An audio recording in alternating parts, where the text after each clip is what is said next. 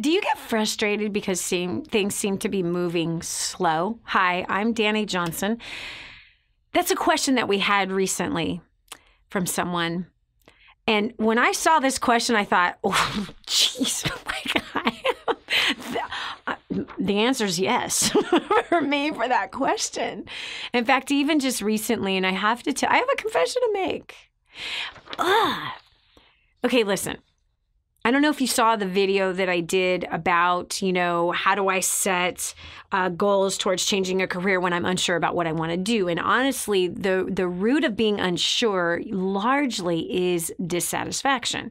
And it's the same exact thing with sometimes I get frustrated with things moving slow. I would like suggestions on how to make goals move faster. Okay. All right, listen. I promise I'm going to say something. I'm just trying not to just blow it out right now because of this. Frustration. Where does frustration come from? Frustration comes from unmet expectations. Expectations that we have that have not yet been met. Frustration can also be caused by undealt with issues from our past, which is, again, unmet expectations, frustrations, that you have maybe even an unspoken expectation, and, well, you haven't gotten buy-in from the others that are a part of the team, whether that is your home team, the people that you live with. That to me is your first string team. My first string team is my husband and my 5 children and the 8 grandchildren. That's the first string team. My second string team is my work life and my volunteering life that I have. And so when there's unspoken expectations, I just have this expectation that everyone's supposed to be on the same page and everyone's supposed to do the right thing. If I haven't gotten buy-in on those things, meaning what does that mean, buy-in? That if not everyone is on the same page and there isn't clear directive and people are unclear about what we're going to do, well, then people start working against each other. And or if somebody on the team has a hidden agenda, somebody else on the team is saying, yeah, sure, I'd love to do that, but they tend to work against the goal, is because they came in with a hidden agenda. So what do you do with this? You can't change other people, but you can change how you deal with the other people. So when you're looking at goals, all right, so is the goal like losing weight? If the goal is losing weight, you have complete control over that outcome. But if your goals include other people, right? So if it's a sales goal, it's a business goal, it's a fundraising goal, it's a keeping the house clean goal, whatever the goal is, if it deals with other people, the first expectation that you need to get straight is that you cannot control anybody else. You can only hope that everybody's on board, but how do you know if everybody's on board? Whether or not everyone's moving collectively towards the same goal. That's how you know if everybody's on board. But if everyone is not on board, then what you're doing is driving yourself crazy.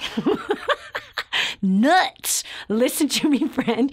That is just, that's the beginnings of quitting.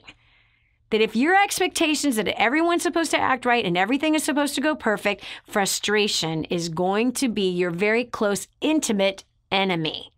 So you got to adjust some of your expectations. You really have to look at, okay, humanly possible human expectations. So humans largely are not focused 100% of the time. And if you're the leader on the team, I'm going to tell you something, friend, you're the most committed one. Yep, you. You are the most committed one. No one else on your team is as committed as you are for whatever that goal is. Nobody is as committed as you. Some people are saying, yeah, sure, I'll help you with that. Yeah, I think we should do that. Why? Because they want to be a part of what you're doing. But I promise you, they're not as committed as you are because you're the one that actually birthed the goal. You're the one that said, I am going to do this. I need to get this done. So You can't expect everyone else to have the same commitment as you because the thing originated with you. So you need to adjust your expectations. Expectations of what is human, what is natural, what is human nature. What is human nature inside of the current scenario that you're finding yourself in right now? Friend, listen to me. If you adjust your expectations, you're not going to live with frustration. It's when we have completely out of this world. We expect everyone to be superhuman. We expect everyone to never make a mistake. We expect ourselves to never make a mistake. Like I said, if your goal is losing weight or getting in shape, you are in complete control of that. You are the one putting something in your mouth. You're like, no, Dani, my husband tempts me. Hello, friend. You are 100% in control of what you put in your mouth.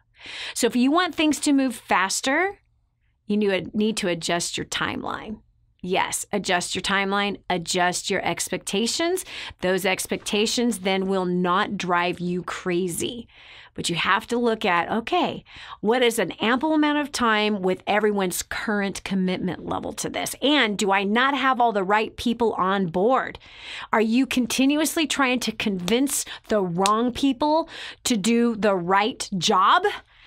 That's frustrating. That'll drive you crazy. No, you need to put the wrong person in the other place, and you need to find the right person for the right job. Okay, so look at what's frustrating you and look at what part of it that you actually have control of, and stop setting people up to fail and stop setting yourself up to fail by having either spoken or unspoken expectations that are just clearly not naturally, humanly possible on the timeline in which you have granted yourself to do it. Okay? So cut yourself and everyone else a little bit of slack. Getting the job done with results is what's important. Perfection is not ever going to happen on this planet out of you or anyone else that is around you.